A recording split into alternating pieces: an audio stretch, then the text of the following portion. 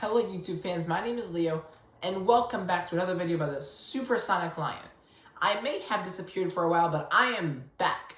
And in this video, I am going to be discussing how the CIA managed to find the infamous terror leader Osama Bin Laden. But before we continue, I do want to highly encourage you to hit that subscribe button, leave a like and a comment on this video, so that's going to show you guys and others that this channel has pretty cool information like this. But let's anyways get into this video. So most, if not all of you, probably have heard about the September 11th attacks, commonly called 9/11, at least at some point. This was an attack of 4 airliners hitting both towers of the World Trade Center, the Pentagon in Washington, D.C., and a different target in D.C. that never was hit because the passengers revolted and crashed the plane in a field in Shanksville, Pennsylvania. All of that orchestrated by Osama Bin Laden, which was why, after the attacks, U.S. President George W. Bush considered capturing or killing Osama Bin Laden as a high priority. But unfortunately, that was easier said than done because Osama Bin Laden was well aware that he was under the radar of the U.S. But even still, the U.S. was not ready to call quits when there was definitely a possibility that Osama Bin Laden could invoke another attack on terror on U.S. soil, which was why the U.S. invaded Afghanistan, where they believed, or the CIA believed, CIA is a Central Intelligence Agency, Osama Bin Laden was hiding. Specifically, they went to the Spingar Mountain Pass, where there was a cave named the Tora Bora, where they had the Battle of Tora Bora. There, they believed that Osama Bin Laden was hiding, along with several members of his group named Al-Qaeda. But there were 2 problems.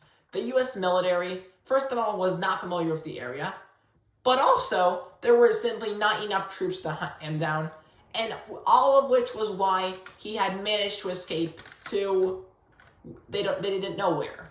And all of a sudden, from the military and the CIA having come close to catching an infamous terror leader, they were left clueless now, which meant they had to start from scratch again.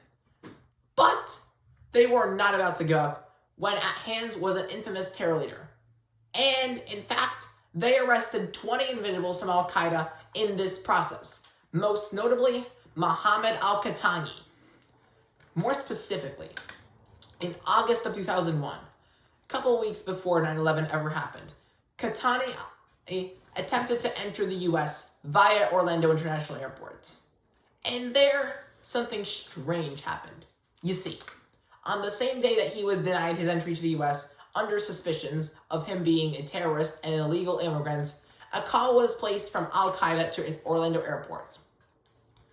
Something had to be strange, which was why investigators analyzed airport surveillance footage to see what was happening. And what they found was a car that was currently rented to Mohammed Atta. Mohammed Atta was the pilot of American Airlines Flight 11, which hit the North Tower of the World Trade Center on 9/11. There was clearly a connection, and with that connection being established, it was safe for investigators to interrogate Al-Qahtani in one of the most infamous prisons ever, the Guantanamo Bay prison. But let's fast forward to 2002 and enter this guy, Abu Zubaydah. The Al-Qaeda logistician was arrested in March of that year and told the CIA how Khalid Sheikh Mohammed, or KSM for short, had masterminded the 9/11 attacks with Bin Laden while he was operationally trained from a different guy named Abu Ahmed al-Kuwati. The CIA did not know about this guy, but what they did know now was basically the structure of Al-Qaeda. They had several not well-trained people. They had one more trained, and then they had a leader on top. The structure was known, but what was not known was the whereabouts of Osama Bin Laden. So, after that, fast forward to January 2004, when this guy, Hassan Ghul, addressed a letter to Osama Bin Laden, and the U.S. had managed to intercept it. That gave them the information that Osama Bin Laden was still communicating from wherever he was hiding. Also, he was still reporting in audio tapes every so often, so people knew that he was still somehow communicating. And that was why the CIA had one specific strategy they could use to pinpoint his location.